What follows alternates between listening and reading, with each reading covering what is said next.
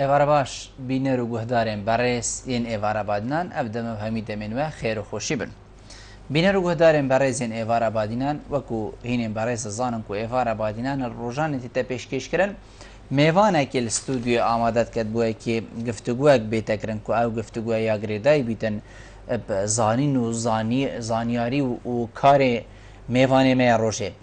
میوانێ خەلەکە ئەڤروکەژیە ئێوارە بادینان مامۆستا و بەڕێزێ زۆر هێژا لیوا شەفیق چاوشین فەرماندەی لیوا 112 یا هێزێن هەفتە یا هێزێن پێشمەرگی کوردستانê میوانê ئێوارە بادینانە ku dê babetê me anehiya xwedê girêdayî bîtin rewşa parêzgeha mîsil ve em bêjîn rewşa parêzgeha mîsil merema me tinê senterê bajêrinîne nexêr merema me qeza û nahî gund û komalgeh ewên ku parêzgeha mîsil ve girêdayî taybet ewên ku di wextê xû da keftîne bin destê em bêjîn gropê tîroristî yê Daeş em dê behsê hindêkeyin kontrolkirina va devera boçî xelek nevegeriya ve ser kî dê veketin ku xelek vegerîte ve dibêjin li va devera heta vêgavê em bêjîn hevrekî sîraa hizbî û milmilanî lê heye ya siyasî heye lewma ev cihane hatine avakirin baş e pisyar ew e xelkê vê deverê guneha wa çi ye heker hînên hizb vêk nekin xelek evrûkebaca hewe bidedin heta kengî xelek dê derbeder û aware bîtin li bin çadira ve bît havîn û zivistanê çavê wî li xêra rêkxirawekê yan kesekê bît harîkariyê digel biketin heman dem de em dê behsê kontrolkirina şerê mîsil jî kirin yanî parêzgeha mîsil û gîrûbûna wê digutin berî meha remezanê dê parêzgeha mîsil senterê bajêrî hête paqişkiriniş gropê tîroristiyê Daeş boçî gîrûbû xelkek vêgavê wisa hizir diket piştî eydê jî ev çend bostên mayî nahêne kontrolkirin hijmareka dî jî ya pisyarên hosa amade nedê digel mamostayê zor berêz hêne giftugûkirin spas bi hewe ku hîn jî bînerên me bin et êvara badînana evrûk da mamostayê zor berêz tu gelek xêratî sersera serçava evrû bû êvara badînan زۆر سپاس بۆ ئێوە زۆر زۆر سپاس جەنابێ لیوە هەکەر ئێمە لە پرسیاریەکەمە ئاوا دەست پێ بکەین بەڵێن بۆ شەڕی مۆسڵ ئەوەندە تاخیر بوو دەیان گوت کە پێش هاتنی مانگی ڕەمەزان ئەو شەڕە کوتایی تێتن بۆ ئەو شەڕە ئەوەندە تاخیر بوو زۆر سپاس بۆ بادینان سات ئەو کەناڵە بەڕێزەی ئێوە دەستخۆشتان لێ دەکەم و لە هەموو بەتایبەتی لە کاتی شەڕەکانیشدا شان بەشانی هێزی پێشمەرگەی کوردستان لە هەموو دەبەرەکان بوو و داوا لە خی گەورە دەکەم ڕۆژی مسلمانان قبولکە دەربارەی پرسیارەکەت خۆتان دەزانن دیارە لە ماوەی ڕابردوودا کە لە ساری پار لە حەفدەی دەوە ئۆپراسۆنی گرتنەوەی مووسر و دەوروبەری مووسر دەستی پێکرد و ئەو شوێنانەی کە هەمەهەنگ بوون لەگەر هێزی پێشمەرگە خۆشببختانە ئەم شوێنانە زۆر بە ماوەیەکی کورت دەستی بەسەرداگیرا و بووە هۆی ڕاماڵینی داعاش لەو ناوچانەی کە کۆترۆلیان کردبوو ئەوەی ئێستا کە لە مووسری ئەم بەرەش برێن بەبەری ڕۆژهەڵاتەکەیەوە ئەمەش بە ئاسانی چەند خاندی بەڵام لە چاو مووسری ئەم بەرلی ڕاستەوە زۆری ڕاستەوە زۆری خایەن سەبەبی ڕەنگە سەبەبی هەندە سەبەبی شاراوەبی و هەندە سەبەبیشی ڕەگە شاراوە چۆن مامۆستاین بە هێزی پێشمەرگەیان هێزی عێراقیەکانەوە بەسراوایان شتێکی ڕەنگە شاراوەکەی زیاتر وەسع سیاسیەکە بی ڕەنگە پشتیوانیەکە بی یان ڕاگررتنەک شتێک بی بەڵام دیارەکەی ئەوەیە داعاش تا شوێنەکەی فراوان بوو زیاتر شوێنەکان کۆنتڕۆل دەکرات بەڵام ئێستا لە چەند گەڕێکی ماوە دوو گەڕێک سێ گەڕێک ماوە ئەو گەڕێکی شفاە و گەڕەشی فۆرخە و گەڕەشی کۆکۆڕا کۆڕ ناوەشی لەو بابەتانە لەو شوێنە حەسر بووە و هیچ نەفەسێک بۆ ئەم هێزەی تیرۆریست نەکراتوان دەرگایەکی بۆ نەکراوەتەوە کە بەیەدا دەرباز بێت تو سەنجی زەختیشی لێ دەکەی ئەمە هەر پەنگ دەخواتەوە لە ناو خۆیەوە شەڕ دەکات مقاومە دەکاتن سەبەبە چیتکە ئەوەیە بەڕاستی ینی ئەم خەرکەی لە مووسی دەسەڕاستە بەری ڕۆژ ئاوایەکەی هاوڵاتێکی زۆر شەید کراوە کە ئەم هاوڵاتە جەنابیلیوە کە خەڵکێکی زۆر شەهید کراوە سەبەبەکەی ئەوەیە تیرۆرستان لێ ناگەڕن هیچ کەسێک لە ماڵەکان دەربچن ئەگەر لە ماڵەکانیش دەرنەچن ئەگەر لە ماڵەکانی دەرنەچن هەم قەسی تیارەیە هەم ساڕەخات و هاواناتە هەم هێرشکردنەکانی هێزی عێراقیە یعنی ئەمە کاریگەریەکی زۆری هەیە هەم لەسەر هەم لە بۆی کە شوێنەکە بچوو بوویتەوە ئەوان مقاومە زیاتر دەکەن و هەم ڕەنگە هەندە شوێن هەیە جار هەیە هێزەکە وەکو پێویست بەردومانی نەکا لەبەر ئەوەی هاوڵاتێکی زۆری لێیە و ڕەنگە لە ڕووی سیاسیەکەشەوە ڕەنگە وەکو پێشتر احتیمالی هەیە هاوپەیمانانیش وەکو پێشتر ئەم قەسفەیان بۆ نەکەن مڕەکەز نەبی خاڵێکی مەترسیدارە کە جەنابەت بڵێ ڕەنگە خۆیان دەڵێن خۆشیان گوتیانە ئێمە شوێنێک ئەگەر کاتی خۆشی کە هاو پشتیوانی ئێمە بوون لە هەم لە شنگار هەم لە منتیقەی زمار لە منتیقەی ڕەبیعای لە منتیقەی حەردان لەو شوێنانە کە پشتیوانی ئێمەش بوون بەڕاستی ئەوان شوێنێک ئەمە معلوماتمان دەدانێ کە ئەم شوێنە ئەوهەیە کە ئاوەدانی هەبایە بەڕاستی ئەوان نیان دەکرد مەسەر لۆ نمونە مەسەلەن لە ناو شنگار دوو شوێنمان بۆ دەستنیشانکردن هەم یەکیان مزگەوتە هەم یەکیان مەکتەبە گوتیانێ مەقەل لەو دوو شوێنە نادەین ئەنی ئەمە خۆ ڕەنگە ئەمە مەسەلا ئەوە نەبی پاشە کشەبی لە پشتیوانی کردن لە عێراق بەڵام هەندێک خاڵ هەیە هەندێک خاڵ هەیە مەسەلا ئەوان وەکو ئینسانیەت ئەی پارێز ئەوەش هەروایە ینی ئەوە هی بەشەری شتێدا ینی لەوانە لای ینی ئەوان وەکو ئینسانیەت و مافی مرۆڤ بۆ ئەوانە ئەمە ڕەنگە بپارێزن ئەو سەبەبانەیە هەم سەبەبی گوتمان سەبەبی یەکەم ڕەنگە ئەو سەبەبی وەکو پشتیوانەکە بە سڕی نەکرێ وەکو پێشتر داها شەڕ باشتر دەکات لە بەرەوەی شوێنەکەی عەسر بووە لە 4 گەڕێکماوە لە 3 گەڕێکماوە لەو ناو 185 گەڕەکە 9 گەڕەکە 3 گەڕێکماوە 3 گەڕێکماوە یەکجاری ینی ئەدا ئەمە خاڵی سێمی تۆخ کراوە گەمارۆ دراوە یعنی هیچ دەرگایەک نییە جگە لە کوشتن و لە مقاومە هیچ دەرگایەک نییە وایە کە داعشی مۆسڵ هەموو ئێستا لەو گەڕەکانە ئەم بڵین حیساریان دابیتن لەو گەڕەکە مابن ئەوەی کە تۆ جەنابەت باس لێ دەکات لەبەر ئەوەی شەڕەکە و هەندە قرس بووە یان ماون شانە نووسواکان ماون لەگەڵ ئاوارەکان هاتوون ینی لای خەڵکرا ماوە نا ئەوان خۆت وگە بتوانانی ئەوان ئەگەر ئەوە ئالیاتە یان مەسەلەن ئەگەر ڕێگەی نەفەر نەگیراوە بە هیچ شێوەیە حکوومەتی بەعەز کاتی خۆی ئۆردوگایەکانی ئەم هاتۆق دەکرد بەڵام هێزی پێشمەکەی دەدەچێنە ئۆردوگا هەولێری ئەو هاتۆق دەکرد هێزی پێشمەکە سلێمانی ئەو هاتۆق دەکرد دەیان جار ئەم استخبارات ناو چۆن کوژرا چۆن دەکوژرا ڕێگەی نەفەر ناگیرێ بە هیچ شێوکی هیچ حیزب و تیرۆریست و حکوومەتێک ناتوانانی ئەو ڕێگریە بکە زۆر باش پێش ئێستا جەنابەت وا قسەت کرد کە لە کاتی خۆیان هەر جێگایە کە هێزی پێشمەرگە بەڵین یعنی شەڕی لەسەر کرد بێتن یان شەڕی لەگەڵ داعش کرد بێ بۆ ئەوەی ئەو جێگانە ساف بکەنەوە هەرزوو بەدەستی پێشمەرگەوە هاتووە بەڵام ئەو جێگایە کە ئێستا باس لێ دەکەین بەری ڕاستی مۆسڵە شەڕەکە بە هێزی پێشمەرگە تیانە پشکدار نییە لەگەڵ ئەوان لەبەر ئەوە شەڕەکە زۆر ماوە قورسیشی تایە هەگەر هێزی پێشمەرگە پشکدار بە لەو شەڕی پێش وەکو پێش ئێستا هەرزوو بەدەستی هێزی پێشمەرگەوە نەدات من بە دڵنیاییەوە دەرێم ینی ئەم دلسافیەی هەرێمی کوردستان وەکو هێزی پێشمەرگەش ئەم دلسافیەی لە ناو هێزی پێشمەرگە و لە ناو هەرێمی کوردستان هەیە پێم وایە لە ناو هیچ حیزب و لایەن و دەوڵەتێک نییە بۆ یعنی ئەمەندە بە دلسافیمان کرد چونکە نمونەگە جارش کرد پێما لێرە بەحسی و مەوضوعانەمان کردیە ئەو کاتی ئێمە بەرگریمان دەکرد شەڕمان دەکرد یەک دەیشی عێراقی دیار نەبوو لە کوێ بوون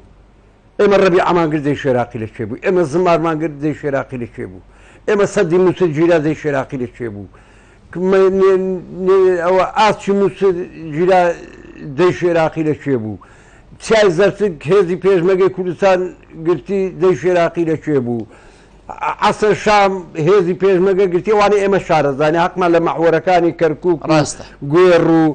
دووس خورماسیەوە دەکەین کە لێ شارەزانکە ئێمە لێ شاردن ئەمانە دەیش عێراقی لەکوێ بوو نازانم ینی بۆ ئەویان لە بەرچاو نییە بۆ ئەوەندە ئەم فەرق و دوایە زێ دەکەن ئەمە هەمومان عێراقینە هەمومان عێراقینە هەمووشمان یەک بەرنامەمان هەیە لە ناوبردننی تیرۆریستا باشە بۆ یعنی ئێستا کە سەبەب یعنی ئەوان نیانهێشت هێزی پێشمەرگە لەو شوێنانە بۆوان قازاست بۆ خۆمە چاومان لە یەک بسی خاچی هیچ نەتەوەیەک و دینەک و مەسەبەک نییە بەڵام مساوەمەش لەسەر یەک بسخاچ خۆمان ناکە لە داهاتوویەکی نزیکدا پێتوانیە کە ئەوە دەبیتە هێزی یعنی خاڵی پاشکشە بۆ هەریمی کوردستان کە پشکداری لە کۆنتترۆلی سنتەری پارێزگای مووسڵدا نەکردووە ناتەپە ینی مەبەست ئەوەیە وەکو برێ پاشەکشە بکەین لە نابی نە پاشکشە لە جێگایە بەڵام لە ڕووی معنەویەوە هەموو خۆیان بەرگری من لە ئێمە هەموو خەرک دەزانی بە احترافی هەموو دەوڵەتەکان ئەو دەوڵەتانەی کە پشتیوانیان لە هێزی پێشمەرگە و لە عێراق کرد لە شەڕی تیرۆر هەموویان دەزان هێزی پێشمەرگە چۆنە هیچیان نییە هیچیان یاریان لە ئازایەتی و پیرانەکانی هێزی پێشمەرگە نییە هەر لە کۆباشی تا کۆبانی ئەوە هەر لە شنگار تا سەعدێ جەلەولا هێزی پێشمەرگە ئەوان خۆتان دەزان ئەوە چاودێری وان چۆنە هەموو چاودێرن لە کوردستان وەنیە هەمووی دەزان هێزی پێشمەرگە چۆنە چەند کاریگەر بووە چەند دڵسۆزانە و چەندی شەهیددا چۆن ئەوە بۆ خەڵکی ناو پارێزگای مووسڵ ئەوە بگۆزینەوە 11,000 پێشمەرگەی هەرێمی کوردستان بریندار بووە 11,000 لە سەر و 11,000 لەکوێ بریندار بووە بە عادیسەی سیارەیان لە بەرەکانی جەنگ بریندار بووە هەمووی هەر 11,000 لە بەرەکانی جەنگ بریندار بووە نێزیکەی لە 2,000 بەسەرەوە کەمتر زیاتر پێشمەرگەمان شەهید بووە کاکە دەیان فەرمادەی قارەمان شەهید بووە دەیان پلەبەرز شەهید بووە لەو شەڕانەدا لە هیچ شوێنێک هێزی پێشمەرگەی کوردستان درێغی نەکردیە بۆ پاراستن بۆ ئازادکردنی هەر ناوچەیەک ڕەنگە شوێن هەبی پەیوەندی بە هێزی پێشمەرگەش نەبی بەڵام بۆ هێزی پێشمەرگە دانراوە هێزی پێشمەرگە ئامادە باش خۆی دەبێت لە هیچ شێوەیەک لە هیچ جێگایەک هێزی پێشمەرگە درێغی نەکردووە لە پاراستنی خاکی کوردستان بەڵام هێزی پێشمەرگە یان پێشمەرگە خۆی دەڵێن خۆیان دەڵێن ینی ئەوە لەسەر پێشمەرگەی بەسراوە نە لەسەر شەڕی مووسڵ دەڵێن ئێمە ماف خوراوین ئێمە مافمان لە ژێر پێیە ئێمە وەکو پێشمەرگە خەڵک یعنیا بڵێن حکوومەتی هەرێمی کوردستان بەرچاوی پێشمەرگاتی سەیری ئێمە ناکات چونکە ئێمە دیفاع لە خاکێک دەکەین کە تا ئێستا خاوەنی یەک بستی خاکیشنین کە شەهیدیش بین نازانین لەکوێمان دەشارنەوە من پێم وایە قسەکەی جەنابەت پشتیوانی لێ دەکەم و پشتیوانی لەو براد پێشمەرگانەش دەکەم لە هەر شوێنێک ئەو قسەیان کردبی لە جەنابی سەرۆکی هێزە چەکدارەکانی کوردستانەوە قەرزاری هێزی پێشمەرگەنا تا ئاخری بەرپرس لە ناو هێزی پێشمەرگە بۆ چونکە جارشکە من هەندە قسەم کرد برا هەم برادر هەبوو ڕخنەی لێگرتم شتەکان نارێم لە سەچە من ئێستاش دووبارەی دەکەمەوە ئەو قسانە چونکە ئەگەر هێزی پێشمەرگەی کوردستان نەبی بە جەنابی سەرۆکی هێزە چەکدارەکان و جەنابی سەرۆکی پەرلەمان و جەنابی سەرۆکی حکوومەت وەزیرەکانە هەموو بەرپرسەکانی هەرێمی کوردستان لە دهۆک لە زاخۆ تا دەستە خانەقین هیچیان نەساعیبی مرکن نەساعیبی مارن نەساعیبی کورسینە نەساعیبی تا ساعیبی شەرف و کەرامەتی نامینینەوە عەزەکەم بزانین یعنی دەبی هەمومان ئەو ڕاستیە بزانین ئەوەی شەرەف و کەرامەتی ئێمەی پاراستووە ملەتەکەمانی پاراستووە بەرپرسەکانی پاراستووە هەرێمەکەمانی پاراستووە هێزی پێشمەرگەیە چێتکە هاتیە بێ لە هێزی پێشمەرگاتی لە چه دەوڵەتێک ئێمە جگە لە پشتیوانی هاوپەیمانە نەبی چێ هاتی ڕۆزە سەنگەرێکی بۆ ئێمە گرتیبی جگە لە هێزی پێشمەرگەی کوردستان نەبی من پێم وایە ڕەخنەکەیان لە سەری سەرچاوی هەر هەموو لایەکمان و بەڕاستی جەنابی کاک مەسعود ئەبێ بەدەنگ پێشمەرگەوە بێتن لە هەموو ڕووەکەوە گوناعە پێشمەرگە ئەوڕ معاشەکەی ئەو هەیە کرێچیە معاش دوومان دوا دەکەوی نایدرێتێ جلوبەرگ وەکو پێویست نییە چەک و تەقەمەنی وەکو پێویست نییە لۆ ڕەخنەشمان لێ نەگریتن یانی ڕخنەکانیشمان پێ ناخۆش بکەن هێزی پێشمەگەر لێمان دەگری من پێم وایە قەت ئەمە تاوانە ئەگەر ئەمە پێمان ناخۆش بێ ئەگە پێشمەگە گلەیمان لێ بکایان دەرگەمان لێ بگریان ئێمە دەرگە لە سەرۆی خۆمان بگرین بۆ ئەوەی کە بژێوی پێشمەرگە چاک بکەن. پرسیارێک بوو لە داخی دڵی هەموو پێشمەرگەکان بوو لەوانە منیش هەر لەبەرەوە بە زەنابتم گەیشتم. پرسیارێکی تر هەیە دەڵێن پێت وایە ینی بڵێن پێت وایە کە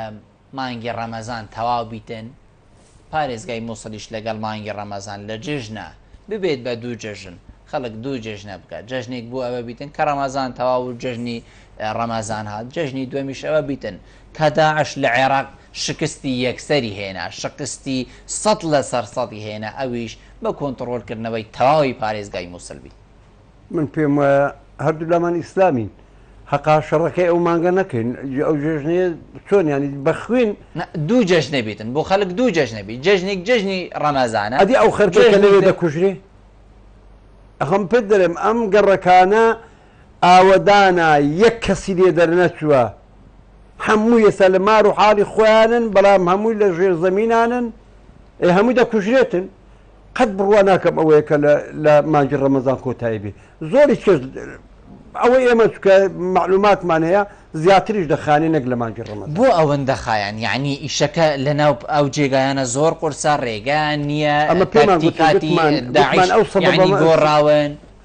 سەبەبەکانمان لە بیدات بێژگە لەوە کاوە شتێکی ئەمە سەبەبە ڕئیسیەکانە هەم تۆخ کراوە گەمارۆ درراوە بۆ چێ بڕوە ێ باشە بێتەسیم بینایان کوژن بێتەسیمی ئەعدامیان ناکەین ئەمە جێی شێراقی ئەعدامی ناکاتن ئەمە کابرا شەڕ دەکە هەتا دواتنەوە چخێ ئەمە هیچ سەبەبێکی تۆخ کراوە تۆ یەک شوێنێ پێدا بڕواتن هەمووی تۆخ کراوە ئەوها سەبەبی دووەم مەسەلەن خەرکە مەبدەعەکە ڕێگەمابی لە ناو داعش بەڵێ ڕێگە بیانیەکان بن خوشە نییە تێتەمەوە ئەوانەی کوژدانە ئەکسەری بیانیە ئەکسەری بیانیە من نارێم خەریشکە نەکوژدایە لە مووسڵ لە ناوچەکە بەڵام ئەکسەری بیانیە ئەم سەبەبانە زۆرن بەڵام برێ لە مانگی ڕەمەزان کۆتایی بێ وەڵی من پێمە ئەگە پلاکە چکارە باشبی هەتا ئەو ڕۆژەی نەپێدەبی نەدەکوژێتەوە. زۆر باش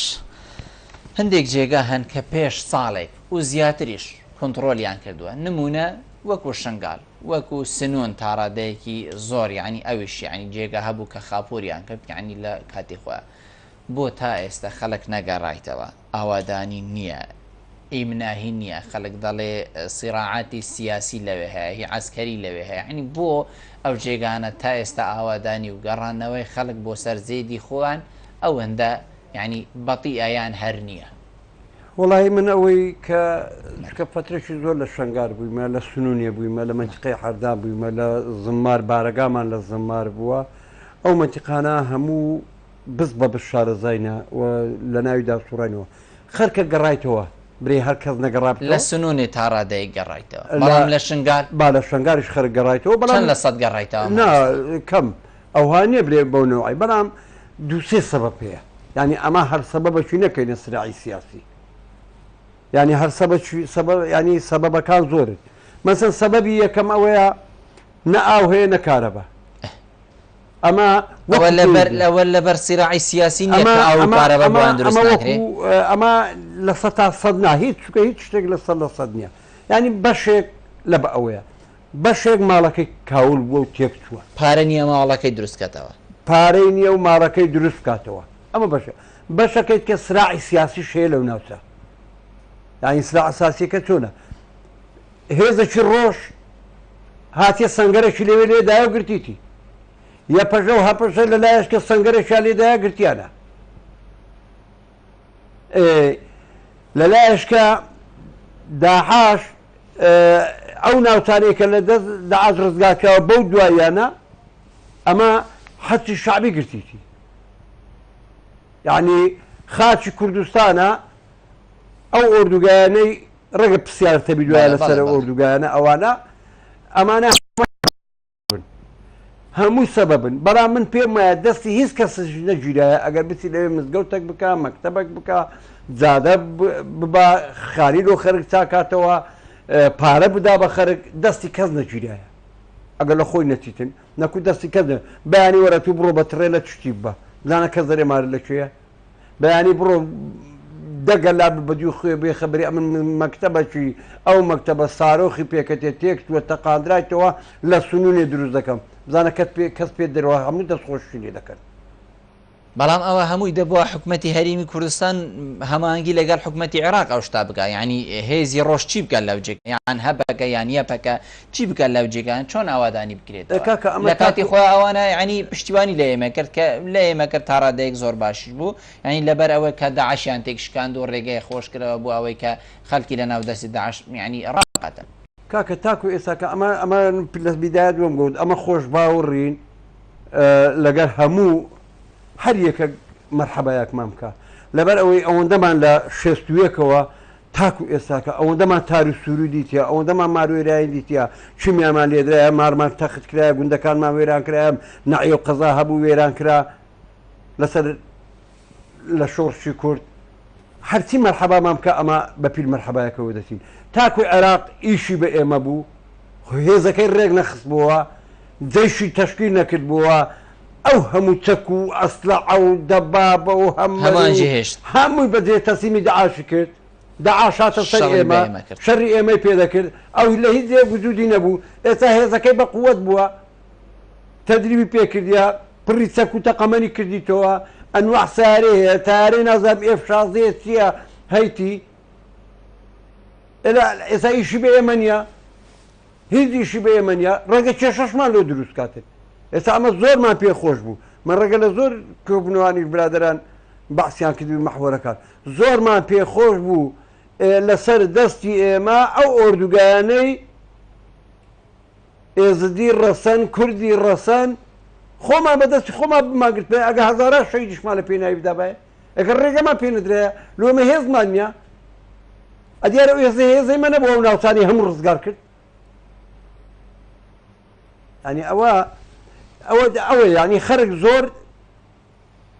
ئەوە نییە ینی ئەوەندە بڕوا ناکە لە سەد ئەو وەسعەت تێک ناچی ئەودا لە بینی ئێمە و حەچی شعبی لە بینی ئێمە و خەڵک بڕوا ناکە کە وەزع ینی لەوە تێکتر بچیتن یان خەڵک هەر بۆ ناکە کە وەزع تێک نا لەوانەیە خەرک قەنەعەتی نەبیتن وەزع بەرەو باشتر بڕوە خراپتر دەڕ پێی وایە خەرک براتێ بۆ ئێستا دوو هێزەیە لە بەرامبەر یەکرد هێزی ڕۆژ لەگەر هێزی یەپەژەی بۆ ناڵی تا ڕادەیەکی زۆر لەگەڵ هێزی پێشمەرگی کوردستان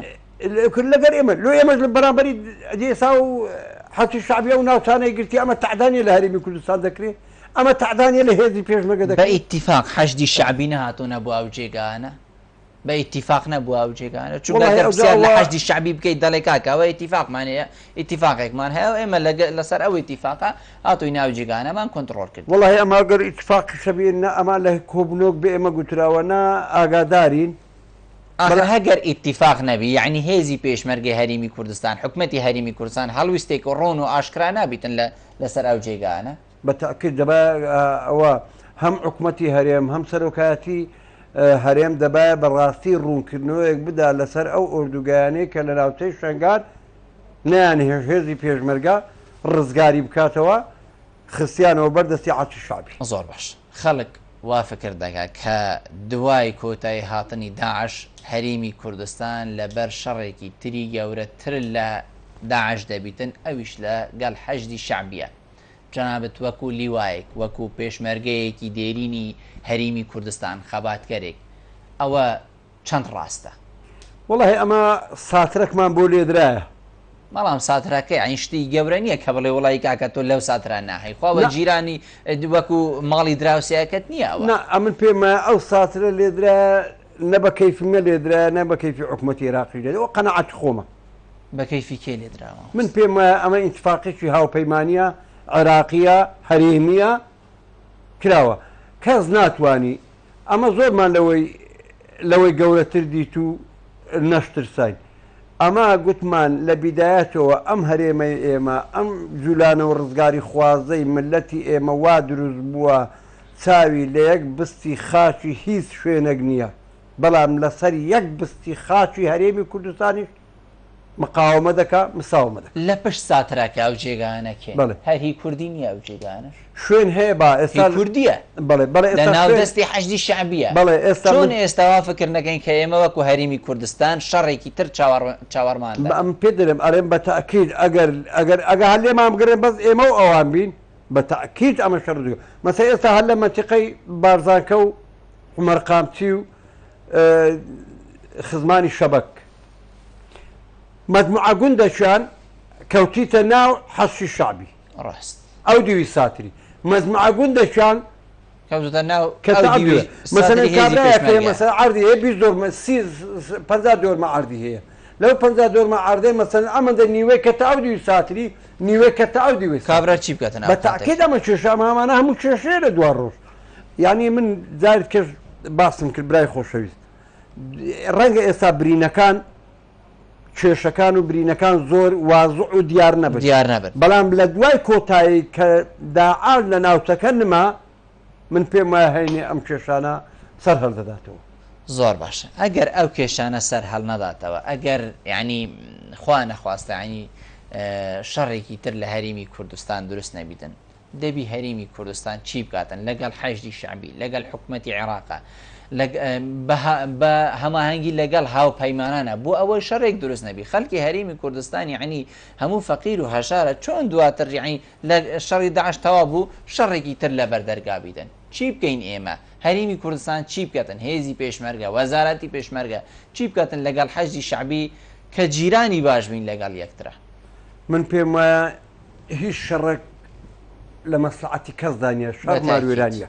ئەمە شتێکی ئاشکرا و ڕوونە لە هەموو دنیا لە هەموو دنیا شەڕ ماروێرانیە و هەموو شەڕەشی تو پێدا لە جیرانەتی لە ڕەفاقەتی لە عەشیرەتی هەر شەڕێک ڕوو بدا دوای هێینێ دانیشتن و گفتوگۆیە حەق ئەو قیادانە ئەم سەرکردانە ئەم عەقلە بەکاربینن دەیان سولح کرایە پێشتر گوتیا کاکە مەیکەن بە قسەیان نەکردن دوای چوونێ لە دیوەخانێک دانیشتن و کێشەکە چارەسەر کراوە ئێستا ئێمە چارەسەری بکەین باشتر نەک دوای شەڕێکی قورس ینی زیرانێکی باش بین باشە چەندی ئێمە لەگەر حکوومەتی عێراق پشت بێکتر ببەستین ڕەنگە قانزازی هەردوو لامان بی قانزازی هەردوو لامانە من لە بیدایەت باسم کرد گوتم کاتی جێشی عێراق نەبوو پێشمەگە و ناوتای دەگەێت باشە زەرێری کردی حکوومەتی عێراق ئەو هەموو شەی دەمان لە پێناوی شەردایە خۆ زەرێری نەکردیە بە قسە چوی ڕەنگە بە ئەوە چوی ئەو هێزەکەی نمابوو هێزەکەی نەکار نمابوو خۆزگە هەر نمابە لە ئەوەلی نەبە نەگە هەموو چەک و تەقەمەری و هەمەرەی هەمەری جێشی عێراقی بە فیشەشی جێشی عێراقی بە دەبابەی جێشی عێراقی بە شەڕی لەگەڵ کرد چەک و تەقەمەنی جێشی عێراقی داهات هات کوردستانی لێمە نێزیشی ئاوی خاپوری کرد هەموو شوێنانەی گرت ئەخە باشە جیران بیت باشتریان پشتیوان لێکتر بکەین باشێنە ئەمە یەک لەسەر مەسەلەی وەزارەت ینی حەقە هەم سەرۆکی هێزە چەکدارەکان کە جەنابی کاک مەسعود و هەم وەزارەتی پێشمەرگە بە ئینتیفاق بەڕاستی هێزی پێشمەرگە دەبی زۆر لەوەی باشتری بکەن زۆر لەوە باشتر ینی هەم لە ڕووی چەکەوە تەقەمەنیەوە جلوبەرگەوە تەدریبکردنەوە ڕێخستنەوەی و هەموو شتەکانی ئەمانە بکەن بۆ ئەوەی چونکە هەر دەوڵەتەک هەر هێزەک هەر حیزبک هێزی چەکداری نەبوو شوژنەشی لەدەست نەبوو هەموو پەنجە لە چاوی ڕادەکەن ئێمە ئەگە هێزەکەمان نما هێز نەبوو هەموو خەرگەک دێت عدامان لێ دەکات و لە ساتریش ئاوا دەبی کەسیش نییە بەرگری بکاتن حەقە بەڕاستی وەزارەتی پێشمەگە و جەنابی سەرۆکی هێزە چەکدارەکان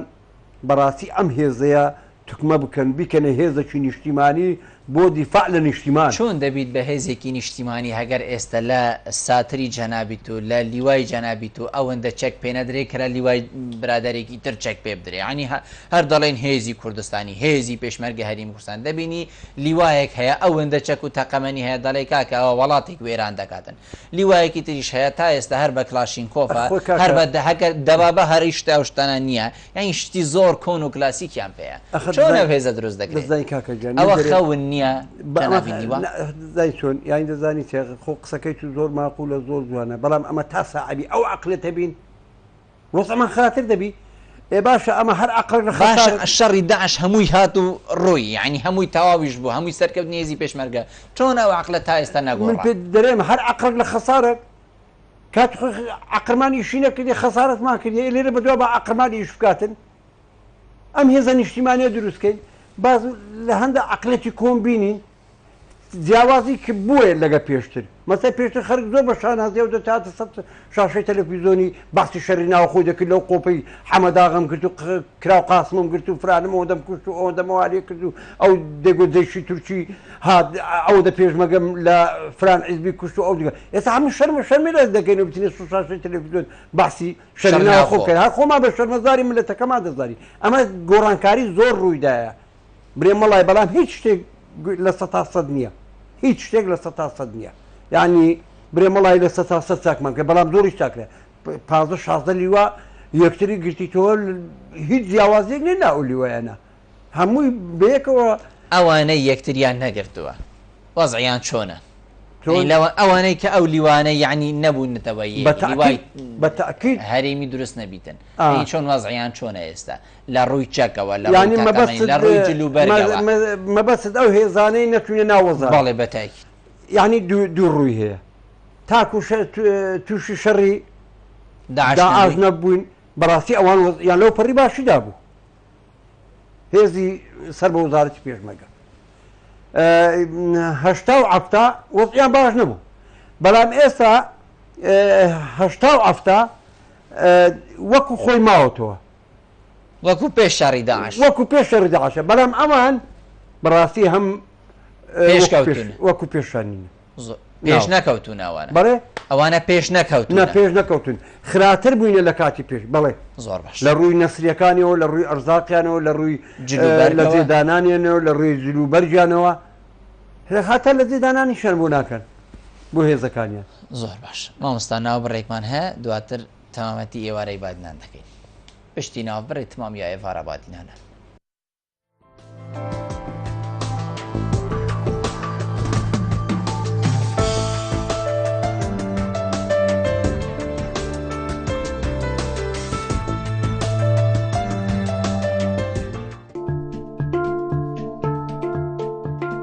داکو جێگەرم و هاوینێ دیرکەوی ئەگەر تەدوێت هاوینەتە دێ سەقایەکی ئارام دەبیت مۆباریدا نۆرسایە سەقەرێ ئەسلی بکاربینە مۆباریدا نۆرسایە سەقەرێ ئەسلی پێشتی ئەو سەرکەفتنا مەزنا ساڵە پار بێدەست خوڤەئینای ئەف ساڵە ژی ژێ باشترین کوالێتی کەفتیە بازاری دەگەل هەندێ مەداشکاندن دبهایەن خوداکردن ji ber rewşa aboriya Evrûke مۆباریدا نۆرسا بە قەبارێ 7.5 2 watar pamp و 3 watar pamp قەبارێ 4.5 3 watar pamp و 2 watar pamp قەبارێ 2.5 2 watar pamp و 1 watar pamp قەبارێ 1.5 1 watar pamp پلێتێ مۆباریدا سەقەرێ ئەسلی دژی ژەنگێ و دژی گەرماتیەیە هەروەسا مۆباریدا سەقەرێ ئەسلی 2 ساڵ گەرانتیە مۆباریدا نۆرسایە ئەسلی بێکەمترین وزاکارە بێ کار دەکات بریکارێ سەرەکیل دهوکێ پێشانگەها گارە ناونیشان دهۆک تا خێزوزان نێزیک بەنکا مەتین کارگاه سپیاتیین برکه اب ناو و تامن خوبه برکته برهم اینانا سپیاتیان اب جوانترین و پاکترین شواس اب باشترین آمیرین پیشکفتی برهمه که ساخلم ایده برهم اینان روزانه کارگاه برکه 5 تن سپیاتیا برهم اینیتن کرم آوا ماست هر واسا چندین قبارن ماستی بر همین برکه اش پارزگاه دهوکه بو همی پارزگین عراقی اتهیده نارتن دهوک دومیس البشت غیب بریاهات نوچونه برکه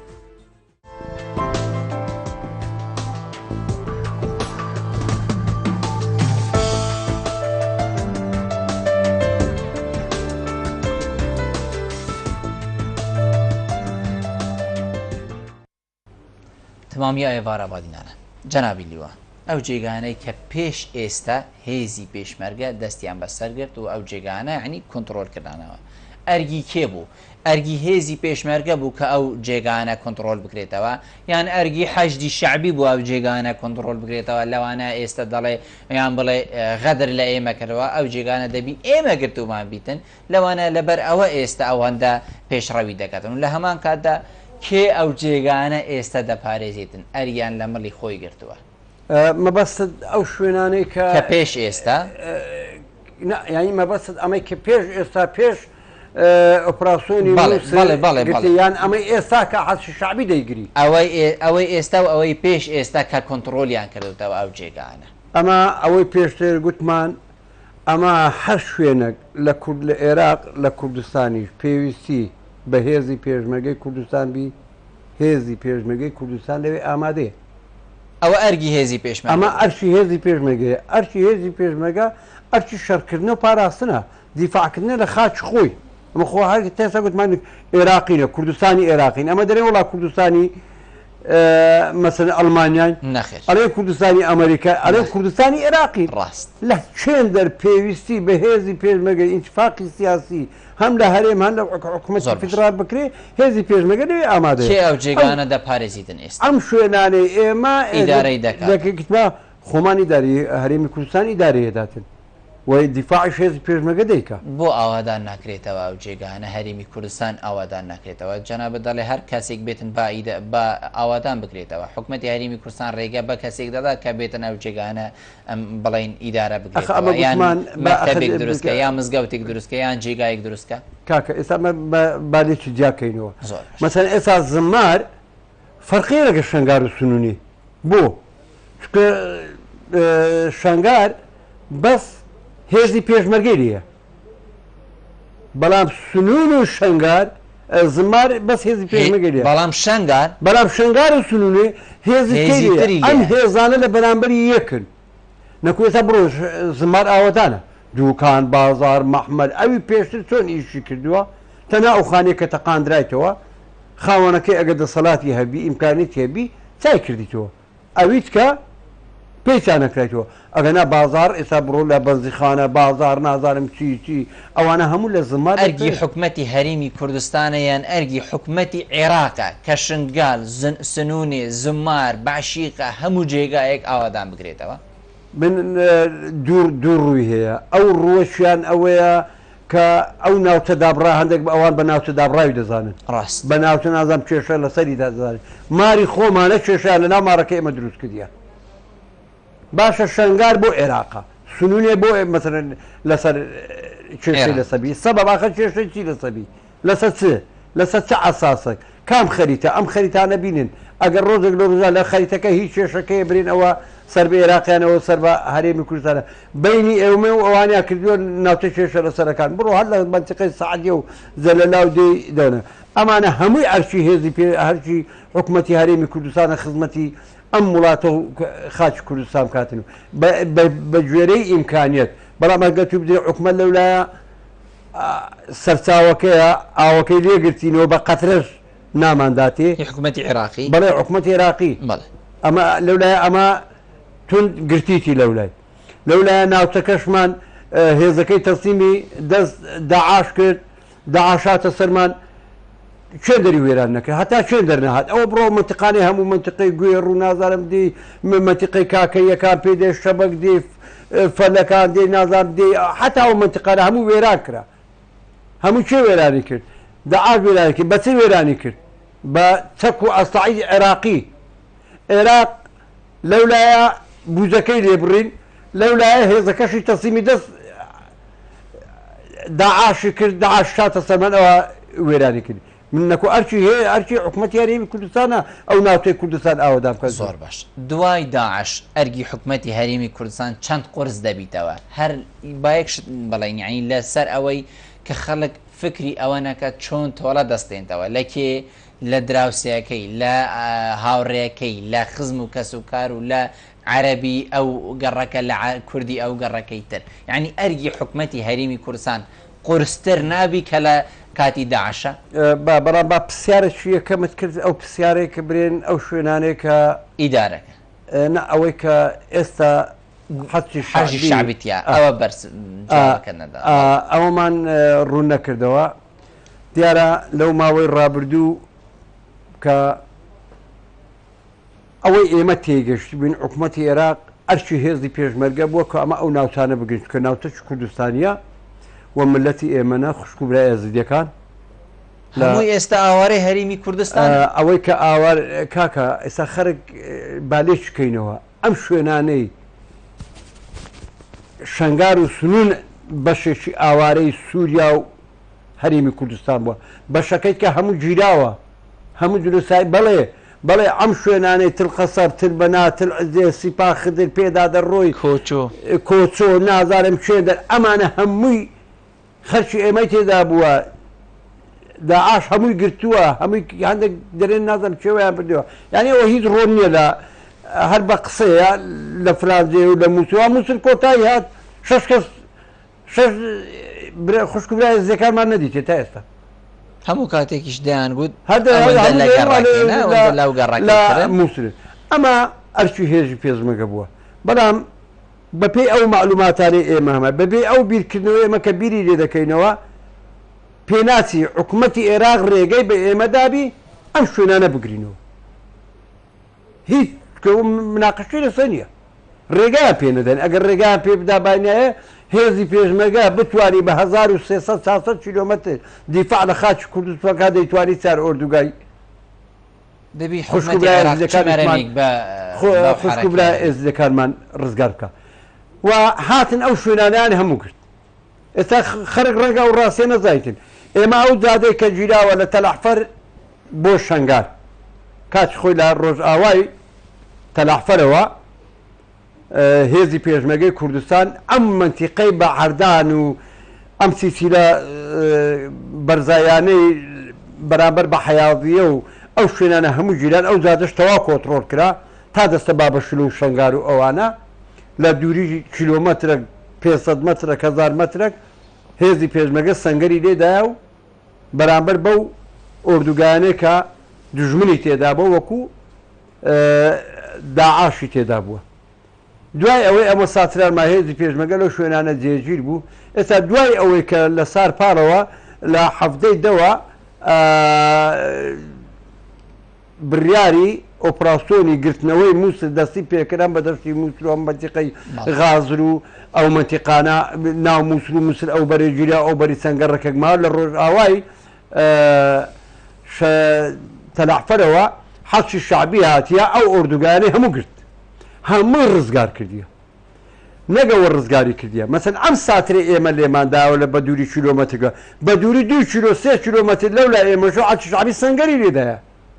سەنگەری لێدایە پۆل ئێزدیەکان پەیوەندی بە حەچی شعبیەوە دەکەن زۆر باش پۆل ئێزدیەکان پەیوەندی بە حەچی شعبی دەکەن بەڵام لە ڕاگاندنە دەڵێن نازانم بڕوان بە ئێمە نماوە دڵیانینە لە ئێمە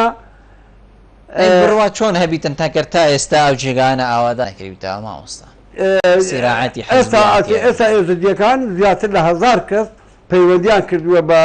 حەچی شعبی ئەو ئۆردوگایانەی کە لەوێت تلبەناتە تلقەسەبە تلعجێرە ئلى ئاخری ئەوانە ئێستا برای ئێزدیەکان لەوێ دەروە چەکیان وەگرتیە و وەکو حەشتی شعبی ماوە بەڵێ وەکو حەچی شعبی ئەوە دەکەن ئەمە ئەرچی هێزی پێشمەرگە بوو بەڵام ڕێگەمان پێ نەدرابی شەڕی کورد و کورد دروست ناوی بەڵام لە ژێر ناوێکی ترە کوردە بەڵام حەشتی شعبیە بەتەئکید کێستا بوویتە دوو یعنی حدودە ئێستا مەسەلەن سنووردانرایە بەشێکی ئێزدی کە تەعەو دوی ساتری حەچی شعبی بەشێکی ئێزدی کە ئەم دوێ ساتری هێزی پێشمەرگە لە تەنی ساتلەوانە دوو برای یەکتریش بن بەتەئکید لەو دوێ ساتری ئەوەی ئێمە هێزی پێشمەرگە چەند عیز بەچی لێە ئەوانە سەنگەریان لەوێ لێگرتی ئێ باش ئەو ئێزدیە قوربەسەرا چستی قەچی پێبیت چۆن بچی ئاوادان بکاتەوە چۆن بچی مارەکەی خۆی ڕێک بخاتەوە زۆر باش پێش ئێستا پرسیار ئەوە بوو کە ئەرگی حکوومەتی هەریمی کوردستان قورستر نابیتن دوای کۆنتڕۆلکردنەوەی ئەو جێگانەی کە پێش ئێستا بڵین ئەوە تیابوو داعشی تیابوو لە هەر لە چی لە براکوشتنەوە لە تۆڵە سندنەوە لەو جیرانە لەگەڵ ئەو دراوسیتر لەو کووردە لەگەڵ ئەو عەرەبەی کە دراوسەی گەڕێکی ترە یعنی ئەرگی حکوومەتی هەریمی کوردستان قورستر نابی ئەگەر ئەو خەڵکە ئەو هەموو کەسە گەڕانەوە جێگای خۆیان ئەمە پێم وایە ئەگە گۆڕانکاریت کە ڕوو بدە ینی گۆڕانکاریت کە لە ئەو گۆڕانکاریانەی دێنێت پێشەوە بەڕاستی ئەمە نەدەتوانین تعلیلی بکەین و نەدەتوانین برین وڵای ئەوها دەبی بەڵام ئەوەی ئێستاکە ئەم ساترەی پێشمەرگە کە لێی داوە لە سەتاسەری جەپەکانەوە کە ئەمەی کەتیتە ئەم دیوی ئەوە حکوومەتی هەرێمی کوردستان و هێزی پێشمەرگا هیچ بەجێرەی ئەوەی ئێستامە دەبینی فەرمیێتەکە من دەتوانم ئامری وامە لە هەموو شەڕەکان لەگە بوویمە دەتوان بسمە ناموسر ناتوانم ئەوەی کە تا ئەو دیوی ساتری هێزی پێشمەرگە و حکوومەتی هەرێمی کوردستان هیچ دەورەشی نبینی و ناتوە ئەگەڵ خێرخوازی برێ ئەوە فران ئەوەندە بلوکە و فرا ماریان ئەوەندە پارە و فرا ماریان ئەوەندە تشتر و فرا بێ ئەگەنا هیچ دەورە نەبی ئەوەی کە تا ئەو دیوێ ساتریش سا حکوومەتی عێراق ناو باشیق سا حکوومەتی عێراق وە تەعمیر دەکاتەوە وەکو ڕێگەوبان ئاو کارەبا بیرەکانیان هەموو بە ئیژێ باشیقە چۆن ئاوادان کردووە ئێستا بەڵێ باشیقە چۆن ئاوادانی پێوە دیارە هەیە نییە با جەنابەت لەوێ بەڵێ هەیەکە برێچۆنە دووسێ سەبەب هەبووە بەڵێ سەبەبی یەکەمیان لەوانە مەکتەب ئەو خەرکەی کە ئاوارە بووە لە دهۆک و هەولێر و زاخۆ و ئاکرێ و ئامێدی و شێخان و بەردەڕەش و ئەوانە ئاوارە بۆ لێ مندارەکەی ڕەوانی مەکتەب کردیە ئێخۆ ناکرێت لە ناوەندی لەوێندەر ئەو ئاو نەبووە کارەبا نەبووە ڕێگەوبانەکە وەکو پێویستنەوە خانەکەی تەقاتەوە نەیتوانی وەکو پێویست بچیتن منداری نەقرکاتەوە نەبووە ڕاوەستاوە تاکو مەکتەب کۆتایی ئێستا مەکتەب کۆتایی هاتیە زیاتر لە 300 مار هاتیتەوە بەس ناو چەند ڕۆژانە بەڵێ لەو چەند ڕۆژانەی بەڵێ لە بیدایەت و لە بیدایەتەوە بەڵام ئێستا لەوەتی مەکتەب کۆتایی هاتیە خەرک زیاتر دێتەوە بۆ هەموو جادەکان قیر کراینەوە قیرساو کرایە تەعمیرێکی ماقول جوان هەموو معاویلەکان گەڕک بە گەڕک کۆڵان بە کۆڵان ئەوە معاویلە دادەنێن قووەتی کارە بڵێ قووەتی کارەبایان دەدەنێن مەسەلا ئەو گەڕەکە دەیدەنی ئیشێکی زۆر باشیان کرد پێشی ئەوە چوون هەموو معاویلەکانیان کۆ کردەوە ئەمەی خراپ بوو گولەی پێکەت بوو سارۆخی پێکەت بوو معاویلتکانوینە ئەو بیرانەی کە لە بنچیانە ئەوانە هەموو تەعمیر کردێتتا ئیش دەکە خەرک بە دوکان و بازار نارێن وەکو پێشتر نارێ زۆریش بەڵام شتێکی باش دەکرێت بەڵێ شتێکی باش دەکرێت هەند بەشێکیش لە منەزەمە خێرخوازەکان ئەمانیش پشتی شێریان بەردەکەویتن لەوە خزمەتکردن لەوێدەن بەڵام ئەمەی حکوومەتی مرکزی بەڕاستی سەریعە تا سعات لە ئیشدانە لە ناو باش زۆر باش کۆتایی پرسیار لە ژەنابەت بکەم ئەویش ئەوەیە کە چۆن دەبی ئیدارەی ئەو جێگانە بگەین کە کۆنتترۆل کرانەوە بەڵام دەبی شانە نووسوەکانی داعش سەر هەڵنەدانەوە چونکە بۆچی دەڵێ ئەو جێگا کۆنتترۆل کردووە دەبینی سوبەی دوزبەی کریارێکی تروریستی ڕۆدەداتن ئەوە چۆن ڕۆدەدات شانەیەکی نووسووە این چۆن دەبی ئیدارەی هەرێمی کوردستان حکوومەتی هەرێمی کوردستان ئیدارەی ئەو جێگانە بکەن کە شانە نووسوەکان نەمینن کۆتاییان پێبێت شەڕی فکری دەبی بیکەن شەڕی چەکداری تەواو ئێستا سەرکەوتون شەڕی چەکداری بەڵام شەڕێکی قورستر ماوە ئەویش فکرە دەبی فکری ئەو کەسانە بگۆدرێ کە پێشتر یعنی پێش ئێستا داعش ئەو جێگانە کۆنتترۆل کردیەوە وڵای من پێم وایە دەزانین خۆی فکر کە ئەوەی شتێکی چۆ مێشک بە ئاسانی نایەتە دەری چونکە بە ئاسانی شوەر نەگرتووە بە ئاسانی شوەر نەگرتیەوە بە ئاسانیش نایەتەری خۆی بتەقیمتەوە ئەم فکرە کو لە مێشی دێتە دەری بەرامە تو دەکرێت هەندە کار ئاسانی بکەیت مەسەن من ئێستا خەرکەکەیە لەو گوندانەی مەسەن عومەر قارچی فازیلی باشی قەزممار حتا ئیلا ئاخری دەستا شەنگار کە هێزی پێشمەگەلی مسەیتەرە ئەگە توی چووی خزمەتێکی جوانت کرد ڕێزەکی باشت گرت ئیمکانیەتی لۆ تەئمین کرد کۆڕ و کۆبوونەوەت پێ کرد پێداویستیەکانت لۆ جێبەجێ کرد من پێم وایە ئەگەر ئەو پیاوە شتێکی لە مێشتیدا هەبی بەرەبەرە ئەم شتە لە مێشتیدا خاو دەبیتەوە بەتاکیدوە مامۆستا ئەوە کۆتایی بەرنامەکە بووە گەر جەنابەت قسەیەکی کۆتایی هەبیت فەرموو وەڵا زۆر سوپاسان دەکەم و هیوادارم لەگەر حکوومەتی عێراقیش ئەمە هیچ کێشە و تووشی کێشە و مەشاکلێک نەبیت و هیچمان چاومان با لە خاچ یەک نەبیتن هەمووشمان خاچ یەکترمان لا پیرۆز بی هەمووشمان یعنی متفق بین لە بینی یەکتر لە گفتوگۆکردن و دانیشتن و ڕێکەوتنی سیاسی هەموو شێوەکان زۆر سوپاسان دەکەم. جەنابیلیوە زۆر سوپاس بژانابێتە کوتمێڤان بووی گەلمە ڕووی نوشتنگەلتە جێ سەرفەرازیە زۆر سوپاس گەلک ممنون. سوپاس بینەران کوهین بینەر و گوهدارێن مەبوون حتا ویدەمی سوپاس بۆ هەوە و ماڵەوە ئاوا.